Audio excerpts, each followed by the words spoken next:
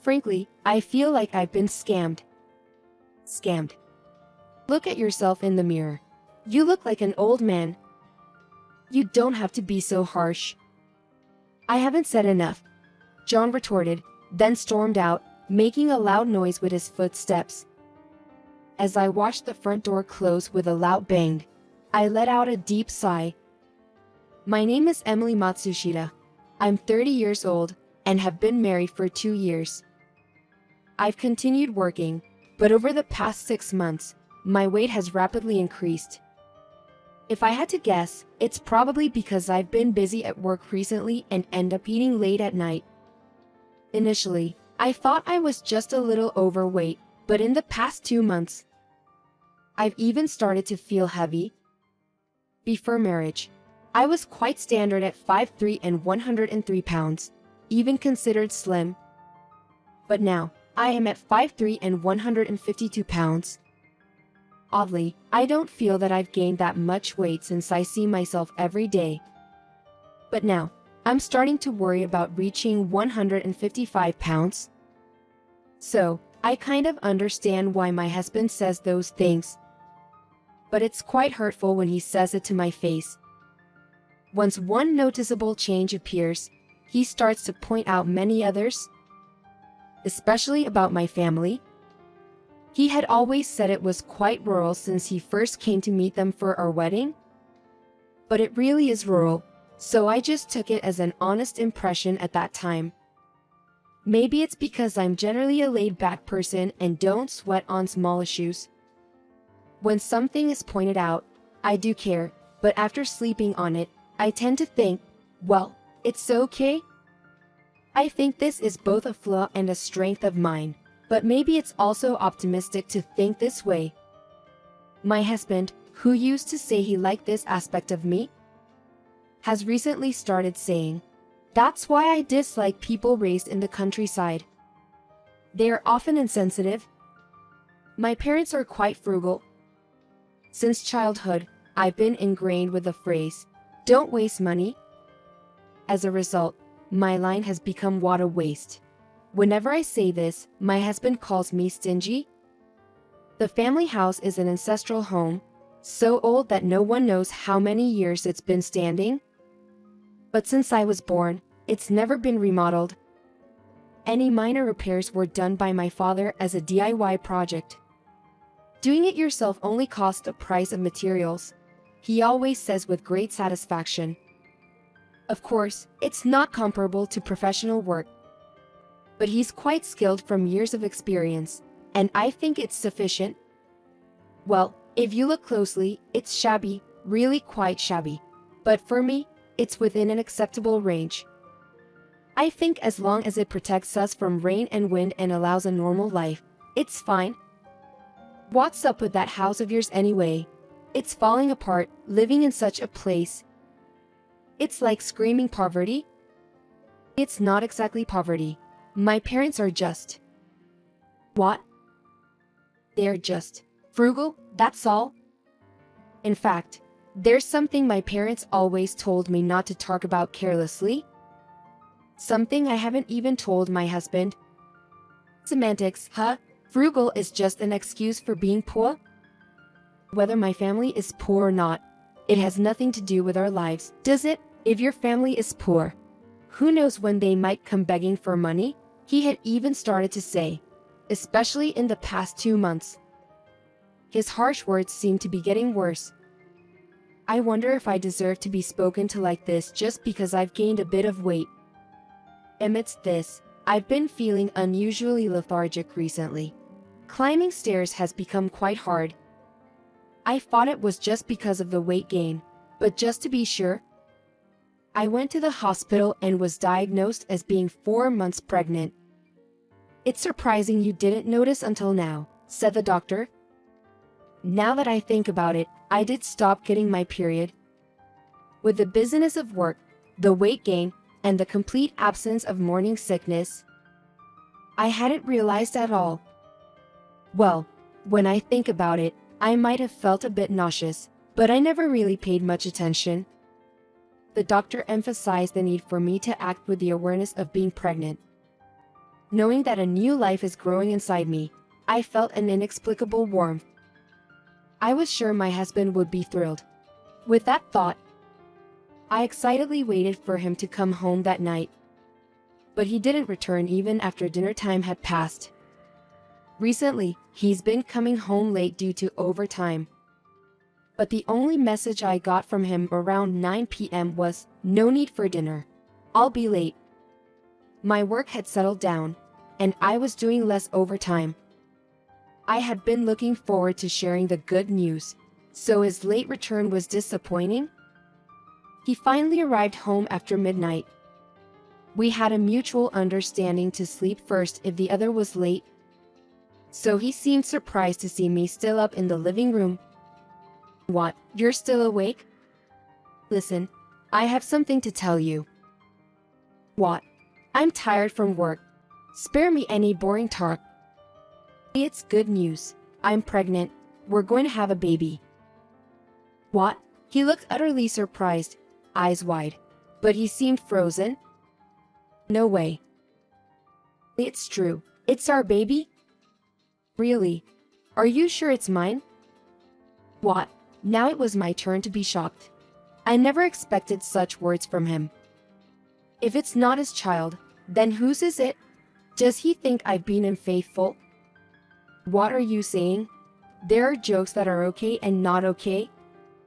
Of course, it's your child. The baby is already in the 13th week, 4 months along. 4 months.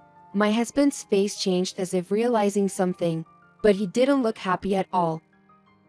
I expected him to simply be happy about the baby, but being asked if it's really his child was a shock. Bringing up a child now, of all times? What do you mean now? We're a married couple. Having a child is natural, isn't it? What if it's a girl who looks just like you? I can't see her as my own child. It was too cruel. I never thought my own husband would say such a thing. Shocked, I was at a loss for words. Seeing me silent, my husband quickly retreated to the bedroom as if fleeing from reality. Does he not want this child? But why? He never said he didn't want kids. It's pitiful that the father doesn't want his own child. That night, I didn't go to the bedroom but spent the night in the living room. Initially, I thought I couldn't sleep due to shock and sadness. But I fell asleep on the sofa within an hour. When I woke up in the morning light, I felt a bit better. Maybe my husband was just surprised by the sudden news. He's been busy with work and overtime lately. Perhaps that made him irritable. I've heard that many men don't feel the reality of a child until it's born. I convinced myself that he would come around to being a father once the baby is born. Telling him now to be a father might backfire. At 21 weeks, my pregnancy was becoming noticeable. Everyone around me was kind and caring, making me feel grateful for their support. That day, we had to stay late at work for inventory management. Everyone told me to go home early, but seeing my colleagues working hard, I stayed to help. After finishing work at 7 p.m., we decided to go out for dinner. My husband said he'd be working late, so I joined my colleagues. Thinking it would be a hassle to cook and eat alone at home. Then, on the street, I saw my husband with a young, flashy-looking woman. At John. It could have been a coworker or business entertainment, I thought, trying not to jump to conclusions. But the way he had his arm around her waist didn't seem like just work-related interaction. He didn't notice me and just walked away. This happened on a holiday, 2 months later. Recently, he's been eager to go out on his days off, but this day, he stayed home from the morning.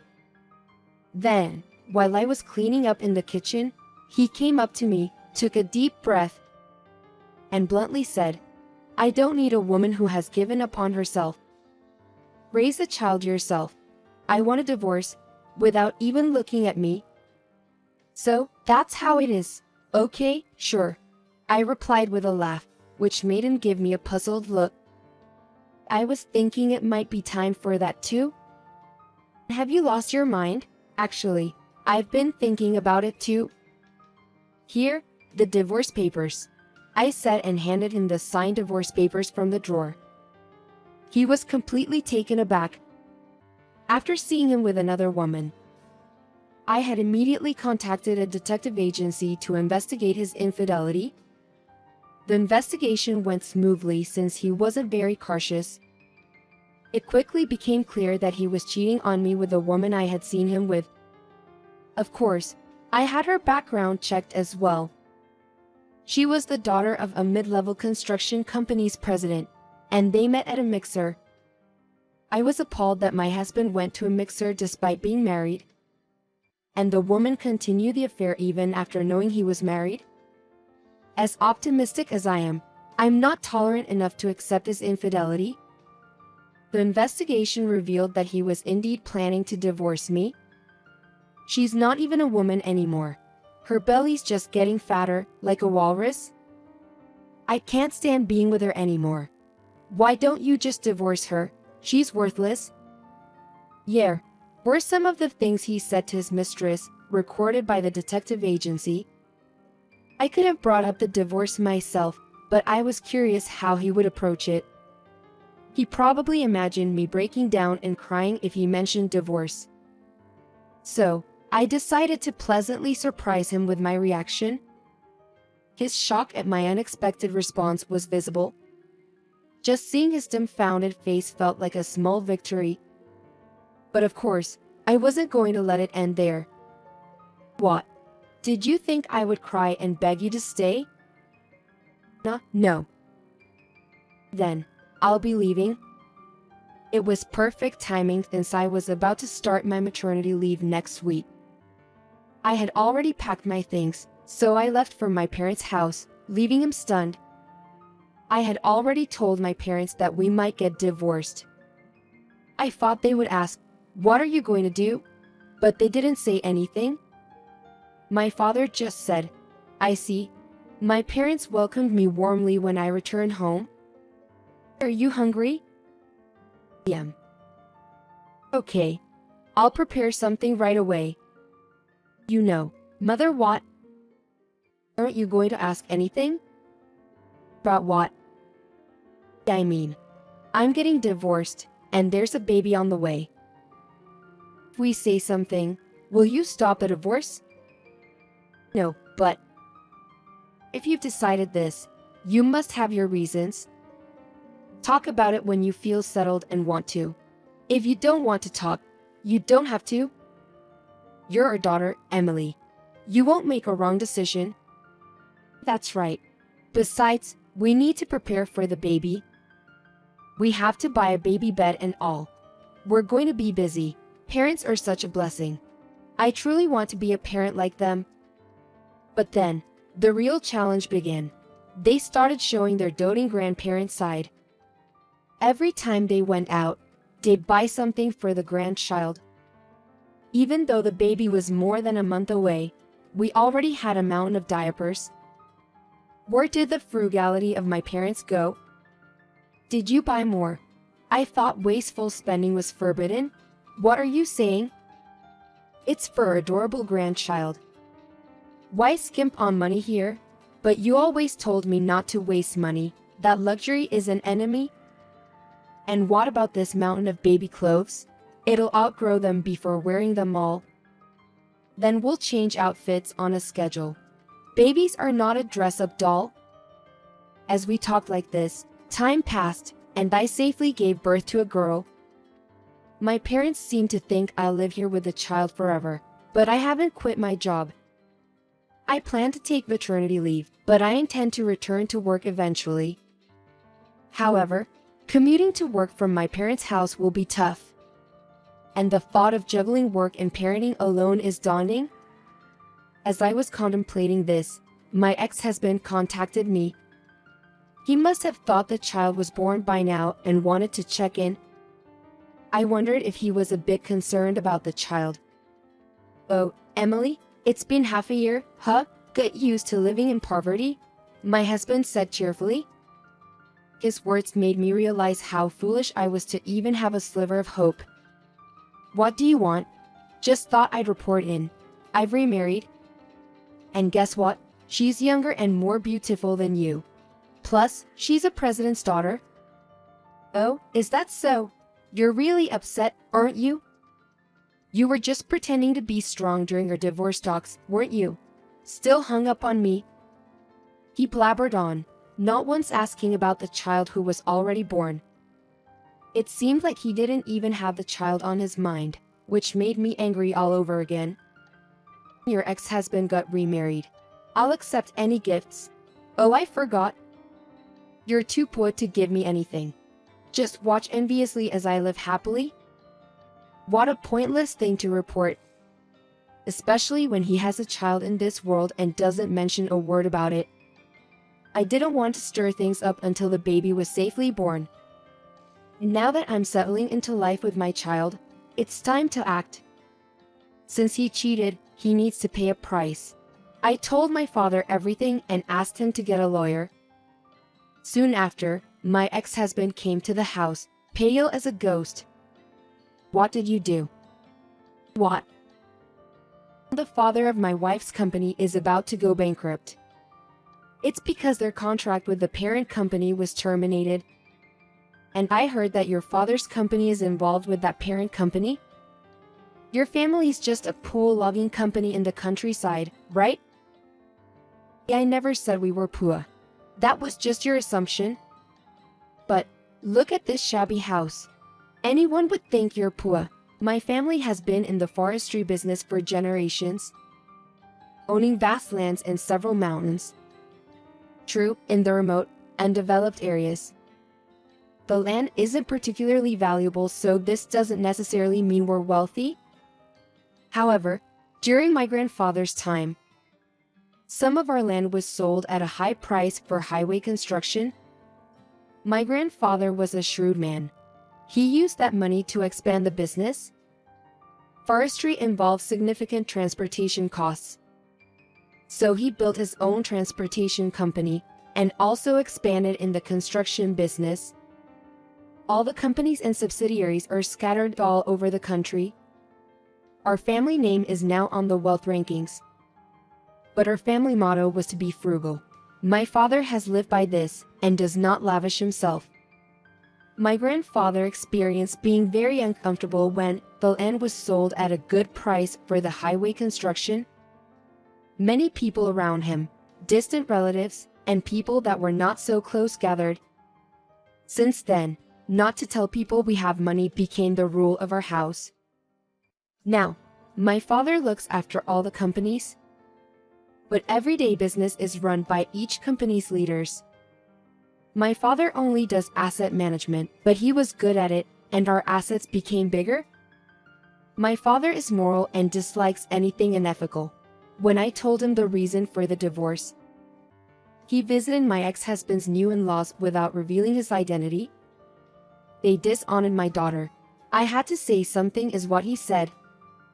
When he visited and said he couldn't understand how they brought up a child that knowingly has kept going out with a married man with a baby on the way, got them divorced and remarried.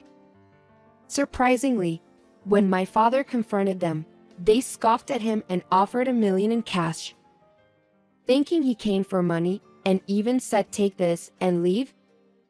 My father said, "Okay, that's how you want to play it," and left quietly without taking the money. The ex-husband's wife's family was in the construction business, so my father just told our group companies to cease all dealings with that company, or they will lose all deals with us. Things get ugly when a kind person gets mad. My plan was just to confront my ex and his wife with evidence of his affair and demand damages.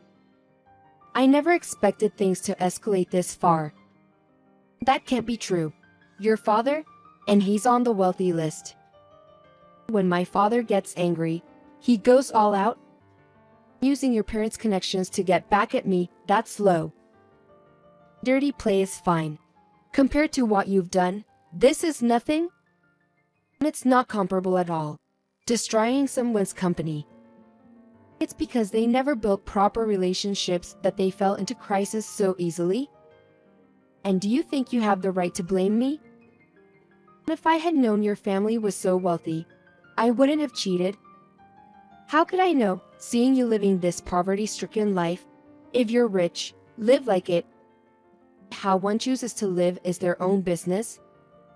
And it's all your fault for not telling me. Hearing this, I was glad I never mentioned it. It's like he's saying he cheated because we weren't rich and wouldn't have divorced if he knew I was. Such reasons make the marriage meaningless. Yo, since you're here, I should mention, I'll be claiming damages and child support. What? Claiming damages is my right. Claiming child support is the child's right. Even though you're rich, you still want to take money? These are separate issues. That's harsh. Wait, I'm the father. I have parental rights. If you want custody of the child, pay me. It felt like something snapped in my head. He didn't even ask if the child was born or know the child's gender. Yet he talks about parental rights and demands money. He must be joking. My father, who was in the back until now, stepped forward hearing this. My ex-husband's attitude changed instantly upon seeing him. Oh, father-in-law. I want to make things right with Emily. That's why I came today. For the sake of her child. Don't be ridiculous. I heard your entire conversation with Emily. How dare you show your face here after all that? Don't ever come back. Get out of here. Intimidated by my father's outburst, my ex-husband fled in panic.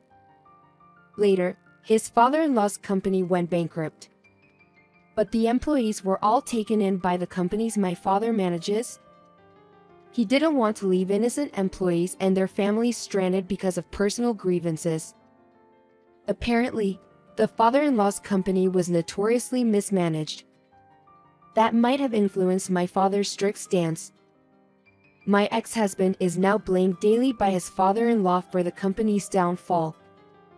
Burdened with debts and responsibilities as a guarantor, he's working day and night to make ends meet.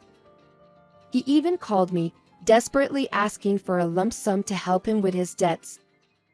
I yelled at him, hung up, and then blocked his number. However, my daughter is a true blessing. Although she doesn't have a father, I plan to raise her with all the love I can give. My parents are incredibly doting grandparents. They're even suggesting buying a luxury apartment near my workplace to live together after my maternity leave ends. Despite the extravagant plans, I remember a family motto of frugality. My parents say, discipline is the parent's job, spoiling is the grandparent's job. They even buy her fancy dresses I never had. I realize I need to be firm in raising her, especially in teaching her to be discerning about men. In any case, I'm grateful for these peaceful days, cherishing my daughter's growth. I'm determined to keep going strong.